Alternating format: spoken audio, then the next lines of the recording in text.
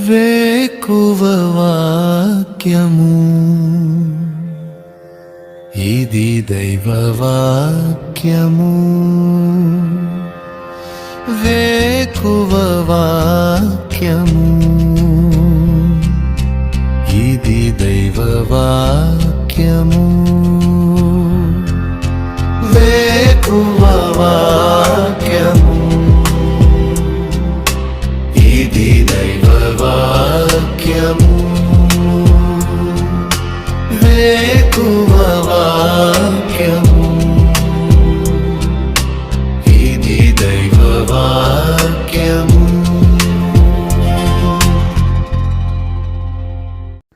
వేకువ వాక్యము వేకపోడు కొరకై. యెషయా గ్రంథం 51వ అధ్యాయము 16వ వచనం చివరి మాట. నీ నోట నా మాటలు ఉంచి నా చేతి నీడలో నిన్ను కప్పియున్నాను. నా చేతి నీడలో నిన్ను కప్పియున్నాను. ఈ దినాల్లో ప్రతి ఒక్కరికి కూడా నీడ అనేది చాలా అవసరం. ఈ ఎండాకాలము పనిచేస్తున్నప్పుడు, ప్రయాణం చేస్తున్నప్పుడు ప్రతి ఒక్కరూ కోరుకునేది నీడ, వెతికేది నీడ, ఉండాలనుకునేది నీడ. నిజమే, శరీర సంబంధంగా నీడ ఇంత అవసరమైతే ఆత్మ సంబంధంగా కూడా మనకి నీడ అనేది కావాలి. ఆత్మీయంగా అలసిపోయినప్పుడు, ఆత్మీయంగా కృంగిపోయినప్పుడు, కొన్నిసార్లు ఆత్మీయంగా ఓడిపోయినప్పుడు నీడలోనికి మనం వచ్చినప్పుడు ఎంతో నెమ్మదిని, ఉపశమనాన్ని, విజయాన్ని పొందుతాం. అయితే లోకములో 2 రకాలైన నీడలు మానవుణ్ణి వెంటాడుతూ ఉన్నాయి. ఒకటి పాపపు నీడ, అదే సాతాను నీడ, లోకపు నీడ. ఈ నీడ మనుషులను ఆకర్షిస్తుంది. ఆ నీడలోనికి వెళ్ళిన వాళ్ళందరూ కూడా కనుమరుగైపోతున్నారు, నష్టపోతున్నారు. రెండవది దేవుని నీడ, సర్వశక్తిని నీడ, మహోన్నతిని నీడ. ఇది ఆత్మ సంబంధమైన నీడ. ఈ నీడలోకి ఎవరు వచ్చినా నెమ్మది పొందుతారు, సమాధానం పొందుతారు, సంతోషాన్ని పొందుతారు. ఒక్క మాటలో చెప్పాలంటే విజయాన్ని పొందుతారు. ఈ సందర్భము దేవుడు తాను కోరుకొనిన ఇశ్రాయేల్ ప్రజలు అనగా యెరూషలేము, సియోను గురించి చెప్తున్నాడు. మరలా మీరు లోకంలోకి వెళ్ళిపోయి నష్టపోయి శ్రమల పాలైపోయారేమో, ఎంతో అలసిపోయారేమో, ఇక బాధపడవద్దు, మిమ్మల్ని నేను వాడుకుంటాను, మరలా విమోచిస్తాను అని చెప్తూ దేవుడు 2వ వచనములో అబ్రహాము, షారాను గురించి కూడా ప్రజలకు తెలియచేస్తూ ఉన్నాడు. నిజంగా ఈ దినాన నీ పరిస్థితులను బట్టి, ఏదో తెలిసి తెలియక చేసిన అవిధేయమైన పనులను బట్టి నువ్వు దేవునికి దూరం అవ్వచ్చు, కానీ దేవుడు నీకు దూరం అవ్వడు.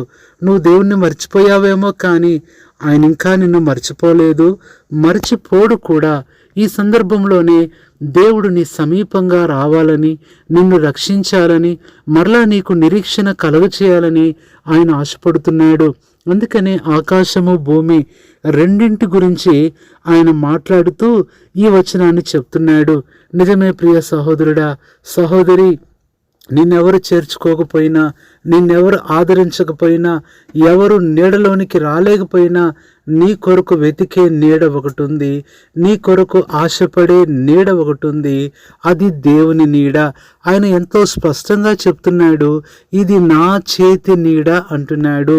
ఆయన చేతి నీడలో నీకేమిస్తాడు, ఆయన నీడ ఎలాంటిదో ఈ ఉదయకాల సమయం తెలియచేసుకొని నువ్వు అర్థం చేసుకొని ఆయన నీడలోనికి వస్తే నువ్వెంతో దీవించబడతావు, ఆశీర్వదింపబడతావు. అందుకనే ప్రకటన గ్రంథం 7వ అధ్యాయము 15వ వచనములో ఆ నీడలో ఆయన కప్పుతాను అంటున్నాడు. సింహాసనాసీనుడైన వాడు తానే తన గుడారము వారి మీద కప్పును. దేవుని చేతి నీడలో నిన్ను కప్పాలనుకుంటున్న దేవుడు మొట్టమొదటిగా తన యొక్క సింహాసనపు నీడలో నిన్ను కప్పాలనుకుంటున్నాడు. ఈ నీడ ఎలాంటిదో 7 విషయాలు చూడవచ్చు. మొట్టమొదటిగా అది ప్రేమ నీడ. 1 పేతురు 4:8 చివరి మాట మనం చూసినట్లయితే అక్కడ ప్రేమ అనేక పాపములను కప్పును అంటూ, తర్వాత సామెతలు 10:12 కూడా పగ కలహమును రేపును, ప్రేమ దోషములన్నిటినీ కప్పును. మొట్టమొదట దేవుడు నిన్ను కప్పాలనుకుంటున్న నీడ అది ప్రేమతో కప్పుతాడు. ఈ దినాన ఎక్కడ చూసినా పగలు ప్రతీకారాలతో నీ జీవితం కప్పబడుతుందేమో. ఉదయకాలము దేవుడు నిన్ను కప్పాలనుకుంటున్నాడు, నిన్ను కవర్ చేయాలనుకుంటున్నాడు. ప్రేమతో ఆయన నిన్ను కప్పుతాడు. ఇది మొట్టమొదటిది. రెండవదిగా చూసినట్లయితే దేవుడు దేనితో కప్పుతాడు అంటే పరిశుద్ధ గ్రంథం బైబిల్లో నుంచి మనం చూసినట్లయితే కీర్తన 84:6 చివరి మాట దీవెనలతో కప్పుతాడు. లోకమంతా కూడా శాపాలతో నష్టాలతో మనల్ని కప్పేదిగా ఉంటే దేవుడు నీడ ఆయన దీవెనతో కప్పుతానంటున్నాడు. ఎంత గొప్ప దీవెన చెప్పటానికి వీల్లేదు. మూడవదిగా కీర్తన 5:12 మధ్యలో మాట నీవు కేడెముతో కప్పినట్లు నీవు వారిని దయతో కప్పెదవు. ప్రేమతో కప్పే దేవుడిగా ఉంటున్నాడు, దీవెనలతో కప్పే దేవుడిగా ఉంటున్నాడు. మూడవది నిన్ను దయతో కప్పుతాడు. ఈ దినమంతా నువ్వు వెళ్తున్నావు, నీ ప్రతి సందర్భంలో, ప్రతి ప్రయాణములో, ప్రతి పనిలో కూడా ఆయన దయచేత నువ్వు కప్పబడతావు. ఇది మూడవది దేవుడు స్పష్టంగా చెప్తున్న మాట.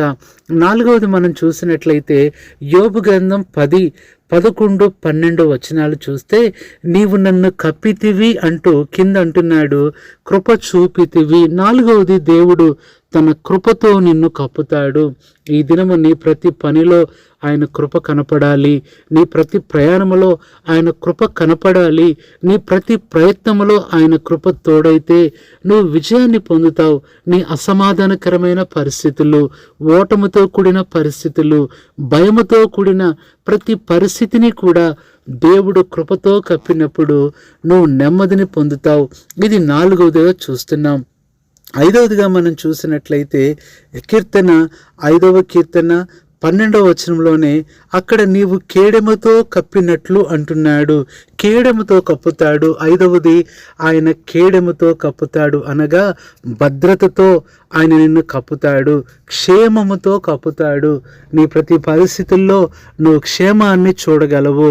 ఎలాంటి అపాయాలు, ఎలాంటి ప్రమాదాలు, ఎలాంటి శత్రువులు, శోధనలు నిన్ను పొంచి ఉండొచ్చు.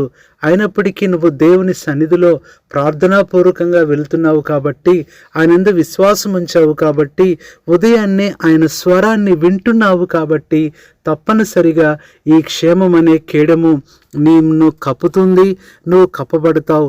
ఇది ఐదవదిగా చూస్తున్నాం. ఆరవదిగా మనం చూసినట్లయితే కీర్తన 85వ కీర్తన 2వ వచనములో నీ ప్రజల దోషమును పరిహరించి ఉన్నావు, వారి పాపమంతయు కప్పివేసి ఉన్నావు. ఆయన కప్పేశాడు. దేనితో కప్పాడు అంటే ఆ పై వచనములో కటాక్షము చూపి, కటాక్షముతో కప్పుతాడు. ఎవరు కూడా నిన్ను కటాక్షించాలనుకోరు. నీ మీద కోపము, నీ మీద క్రోధము, నీ మీద అసూయ ఎక్కువవుతుందే కానీ ఎవరు కూడా కటాక్షించరు. దేవుని కటాక్షంతో ఈ ఉదయం నిన్ను కప్పాలనుకుంటున్నాడు. ప్రియ సహోదరి, సహోదరుడా, ఆయన కటాక్షము ఎంత గొప్పదో అది చెప్పటానికి వీల్లేదు. ఇది ఆరవదిగా చూస్తున్నాం. ప్రభువు నిన్ను కప్పాలని ఆశపడుతున్నాడు. ఏడవదిగా చివరి మాట మనం చూసినట్లయితే ప్రకటన గ్రంథంలో ఉన్న మనం మొదటి చదువుకున్న మాట 7వ అధ్యాయము 15వ వచనం, సింహాసనాసీనుడైన వాడు తానే తన గుడారము వారి మీద కప్పును. గుడారము లేదా ఆయన సన్నిధి సహవాసంతో నిన్ను కప్పుతాడు. నువ్వు ఎక్కడికి వెళ్ళినా నీ మీద దేవుని గుడారం ఉంటుంది, అనగా దేవుని సన్నిధి నీకుంటుంది. ఆయన సన్నిధి చాటున నిన్ను దాస్తాడు, ఆయన సన్నిధిలో నిన్ను భద్రపరుస్తాడు, ఆయన సన్నిధిలో నిన్ను ఆనందింపచేస్తాడు. కాబట్టి ఏడవదిగా ఆయన తన సన్నిధి నీ మీద, గుడారమును నీ మీద కప్పుతాడు. ఈ ఏడంతల కప్పే ఈ అనుభవాన్ని దేవుడు నీకు ఉచితంగా ఇస్తున్నాడు. ఈ ఏడంతల కప్పు కలిగి నువ్వు ఉండటానికే ప్రభువైన యేసుక్రీస్తు లూకాసు వార్త 22:63లో ఆయన మనుషులు పట్టుకొని అపహసించి కొట్టి ఆయన ముఖమును కప్పివేశారు. నిన్ను నన్ను కప్పటానికి వచ్చిన ఆ ప్రభువు తానే కప్పబడుతూ వచ్చాడు, కొట్టబడుతూ వచ్చాడు, ఎంతో బాధపరచబడుతూ వచ్చాడు. ఆయన ముఖము కప్పివేశారు. మొట్టమొదటిగా ఆయన ముఖము వస్త్రముతో కప్పివేశారు. ఆ తర్వాత చూసినట్లయితే సిలువలో ఆయన ముఖము రక్తము చేత కప్పబడుతూ వచ్చింది. ఆయన కప్పబడి ఆయన నీకు గొప్ప ఇలాంటి భద్రతను, క్షేమాన్ని నీకు ఇచ్చాడు. ఈ ఉదయకాల సమయంలో ఈ 7 మాటలో ఒక్క మాట ఏమిటంటే, సిలువతో నిన్ను కప్పుతాడు. సిలువ నీ మీద ఉన్నప్పుడు, సిలువ నీ ముందున్నప్పుడు, సిలువ చాటున నువ్వు ఉన్నప్పుడు అంతకంటే గొప్ప కాపుదల ఇంకొకటి లేదు. సిలువను దాటి రాగలిగిన శక్తి ప్రపంచంలో ఇంతవరకు ఎప్పుడూ పుట్టలేదు, లేదు కూడా. ఇలాంటి సిలువ కాపుదలతో దేవుడు నిన్ను కప్పి ఈ దినమంతా నిన్ను నడిపించాలని, ఆ కప్పినప్పుడు ఆ సిలువలో ఉన్న క్షేమము, భద్రత, ఆరోగ్యము, నెమ్మది, సమాధానం, విజయం అన్నీ ప్రభువు నీకు ఇచ్చి నిన్ను నడిపించినట్లుగా నీ కొరకు ప్రార్థన చేస్తాం. పరిశుద్ధుడు అయిన తండ్రి, ప్రభువైన యేసుక్రీస్తు నామములో నీ పాదములకు వందనాలు చెల్లించుకుంటూ ఈ ఉదయకాల సమయంలో ప్రభువా, ఆ నీడ అనే అనుభవంలో నువ్వు కప్పుతావని మాట్లాడుతూ వచ్చిన నీ మాటల కొరకే స్తోత్రములు చెల్లిస్తున్నాం. ఈ ఉదయకాలము ఆశతో ఈ మాటలు వింటున్న ప్రతి ఒక్కరిని మీరు కప్పి ఈ దినమంతా తోడుగా ఉండి నెమ్మదితో, ఆరోగ్యముతో, క్షేమముతో నడిపించండి.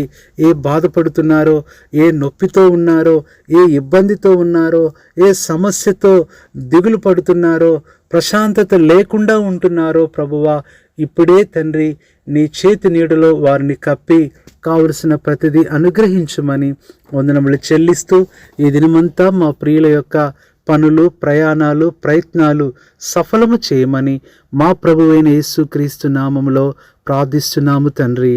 ఆమేన్. మన పరమ తండ్రి అయిన దేవుని ప్రేమ, మన ప్రభువైన యేసుక్రీస్తు కృప, పరిశుద్ధాత్మ అన్యోన్య సహవాసం మీ అందరికీ తోడై ఉండి ఆయన కాపుదలలో ఉంచి మిమ్మలను కప్పునుగాక.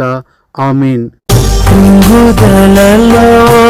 దార్చుటకు కన్నీటినంతటిని తుడుచుటకు దినమంతా సిద్ధపరచుటకు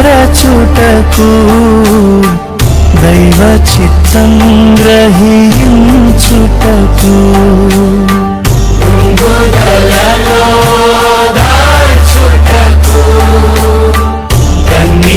కన్నీటినంతటిని తుడుచుటకు దినమంతా సిద్ధపరచుటకు దైవ చిత్తం గ్రహించుటకు వేకువ వాక్యము, ఇది దైవ వాక్యము.